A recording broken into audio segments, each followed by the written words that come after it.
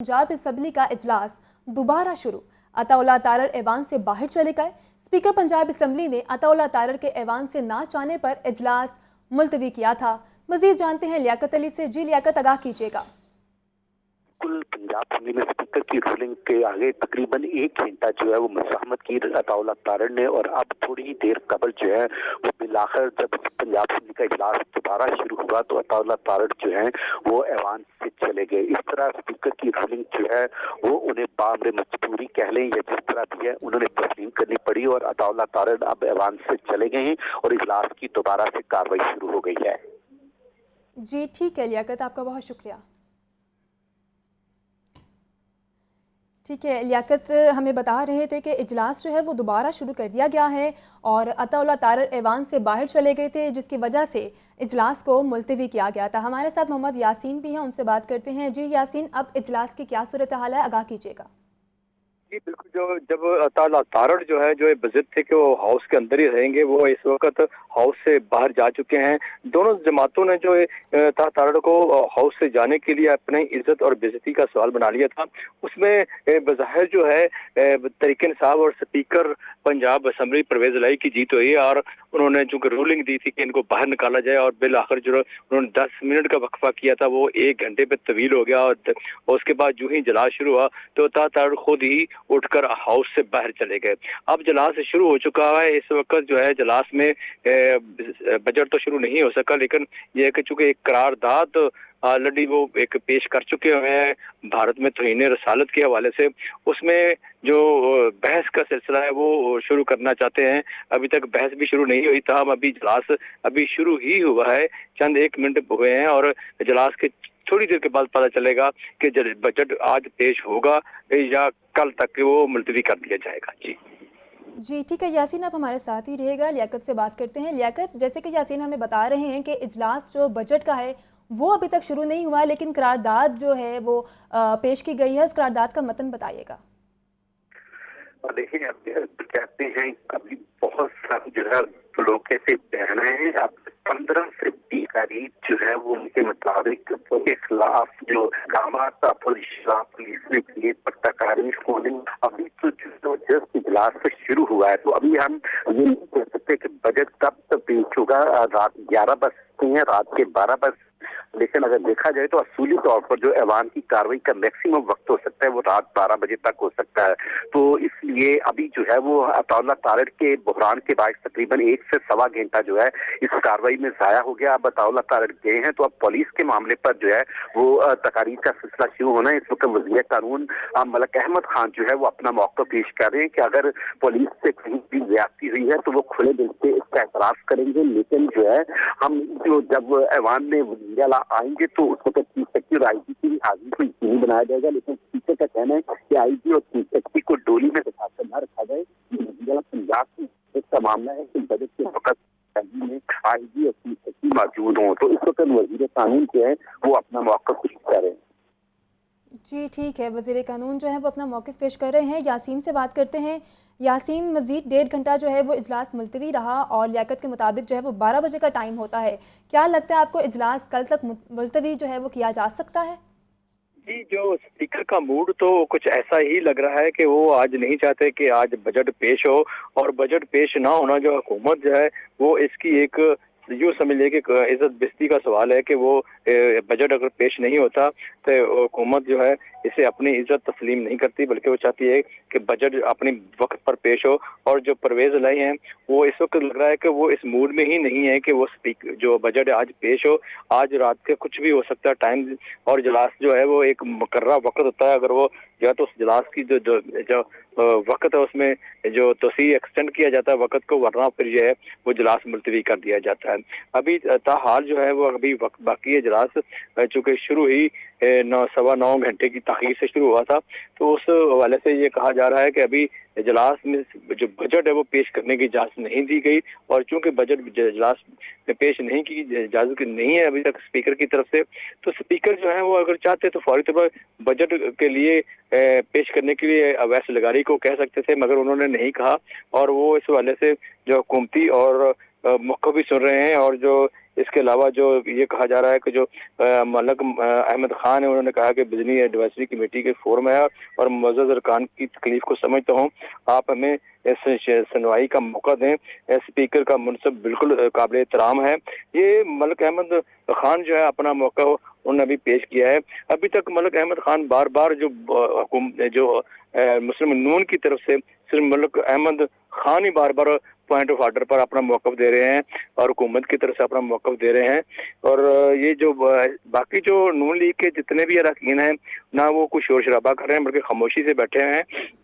उन्हें यह हिदायत दी गई है कि वो बिल्कुल जब इस मलक अहमद खान के अलावा कोई नहीं बोलेगा और इसी वजह से तमाम खामोश हैं।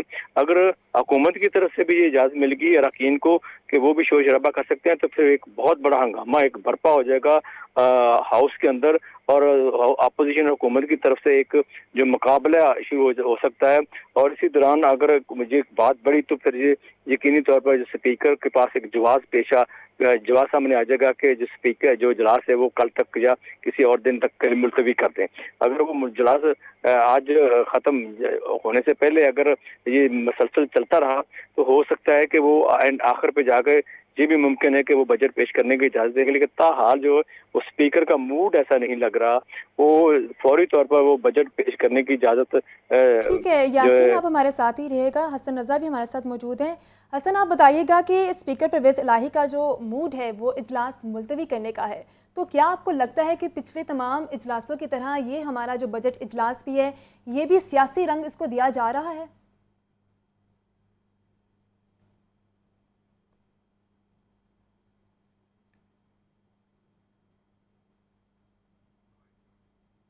हसन से राब्ता बहाल करने की कोशिश करेंगे। आपको बताएं कि बजट का जो इजलास है वो मुलतवी कर दिया गया था अताउल्लाह तारर की वजह से, लेकिन इजलास जो है वो दोबारा शुरू हो चुका है। अताउल्लाह तारर भी जो ऐवान से बाहर चले गए थे। स्पीकर पंजाब असम्बली ने अताउल्लाह तारर के ऐवान से ना चाहने पर इजलास मुलतवी किया था, लेकिन अब 1.5 घंटे बाद उस इजलास को शुरू कर दिया गया है। लेकिन अभी तक बजट जो है वो इजलास में पेश नहीं किया गया है। और हमारे रिपोर्टर्स के मुताबिक स्पीकर परवेज़ इलाही जो हैं उनका मूड पूरा इजलास मुलतवी करने का है और 12 बजे का वक्त मुकर्रर किया जाता है। अगर 12 बजे तक इजलास बजट पेश नहीं किया गया तो इजलास कल तक मुलतवी किए जाने का भी इम्कान है। हसन रज़ा से राब्ता बहाल हुआ है। हसन, आप बताइएगा कि इजलास क्या कल तक मुलतवी किया जा सकता है? देखिए, जो सिचुएशन लग रही है उससे तो ये लग रहा है कि अताउल्लाह तारर, क्योंकि हुकूमत ये चाहती है कि आज पंजाब असम्बली में बजट पेश किया जाए। 12 बजे तक का टाइम है। उनकी ये कोशिश है कि रात को 12 बजने से कबल ही जो है आज बजट पेश कर दिया जाए। और जिसको मद्देनज़र रखते हुए सूबाई वज़ीर ने जो कि अताउल्लाह तारर है, उन्होंने स्पीकर की रूलिंग को तस्लीम किया और ये जाते हुए ये वाज़ह तौर पे कहा है कि मैं under protest speaker Punjab assembly Chaudhry Parvez Elahi के रूलिंग को तस्लीम करता हूँ और मैं यहाँ से जा रहा हूँ। और ये उनके बिल्कुल डाइस के सामने खड़े होकर ये बात करने के बाद वो रवाना हो चुके हैं। इससे यह लगता है कि हुकूमत की ख्वाहिश और कोशिश है कि आज पंजाब असम्बली में बजट पेश किया जाए। अब देखना यह है कि अपोजिशन इस पर क्या रद्द-ए-अमल रखती है। अपोजिशन और स्पीकर एक पेज पे है और दूसरा जो अगर देखा जाए हुकूमत एक पेज पर दिखाई देती है। यहाँ पर यह चीज़ बहुत अहमियत रखती है कि क्या IG पंजाब का जो मामला था कि वो आके माफ़ी मांगेंगे, क्या वो पर्चे जो ख़त्म करवाने का मामला था, जो मुकदमात दायर किए गए थे वो वापस करवाने का जो मामला था, उस पर अपोजिशन और स्पीकर जो है ये बात तस्लीम करते हैं कि कमेटी बने और ये मामला आगे लेके चलें।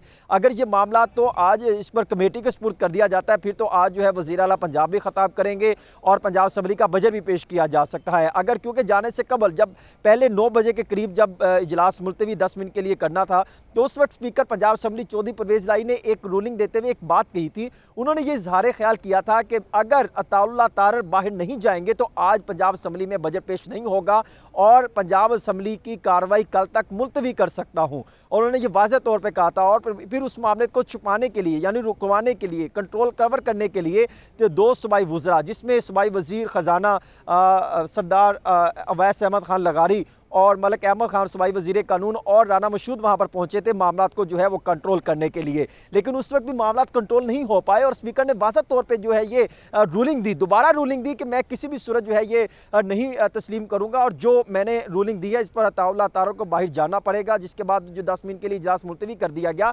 अभी तक ये सिचुएशन है, दोबारा तो इजलास शुरू हो चुका, मलिक अहमद खान इज़हार ख्याल कर रहे हैं और वो ये कह रहे हैं कि एडवाइजरी कमेटी में एक बना दी गई, उसके बाद मामला तय होने के बाद एक कमेटी तश्कील दे दी गई है, 2 रुकनी कमेटी है, एक तरफ सूबाई वजीर कानून मलिक अहमद खान है और दूसरी तरफ अपोजिशन की जानिब से साबिक सूबाई वजीर कानून राजा बुशारत है।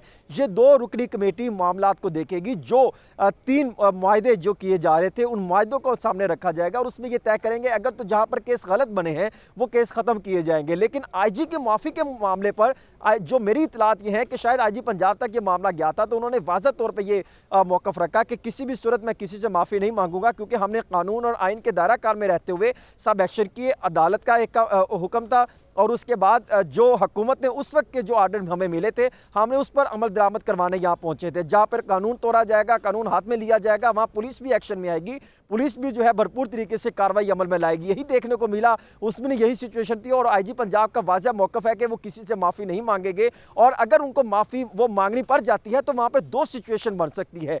एक ये कि डिमोरलाइज कर दिया जाएगा पूरी जो है पंजाब की पुलिस को, यानी कल कुछ भी होने के बाद उसको कहेंगे आप हाथ जोड़ के खड़े हो जाओ और माफ़ी मांगो, इस पर वो अपना बड़ा स्ट्रॉन्ग मौक़िफ़ रखते हैं। दूसरा ये होगा कि IG पंजाब ने अगर माफ़ी मांग ली तो वो ये जुर्म के मुर्तकिब ठहरेंगे, यानी वो ये तस्लीम करेंगे कि मैंने कोई गलत काम किया जिसकी माफ़ी मांगी है। इस पर जो है कानून के मुताबिक उनको फिर सज़ा भी हो सकती है। इस पर जो है फिर कानूनी राय भी कानूनी माहिरीन ये मौक़िफ़ रखते हैं कि ये ऐसा नहीं होना चाहिए, बल्कि कानून जहाँ पर गलत है, कानून पर अमल दरामद जहाँ पर गलत है उस पर जो है एक्शन लेना चाहिए। ये सारे मामले पर जो है वो देखने के लिए अब क्योंकि 2 साबिक सूबाई वज़ीर कानून और मौजूदा मौजूदा वज़ीर कानून जो वज़ीर हैं मलिक अहमद खान और राजा बुशारत, ये 2 जो है एक मंजे हुए सियासतदान हैं, कानूनी मामलात को देखते हैं, वकला भी हैं और ये दोनों मामलात को बैठ के किस अंदाज से लेकर चलते हैं ये देखना पड़ेगा। अभी इस वक्त तक अगर देखा जाए तो मलिक अहमद खान जो है वो इज़हार ख्याल कर रहे थे और उसमें ये बता रहे थे कि हम किस मामलात को आगे लेकर चलते हैं, वो वहाँ से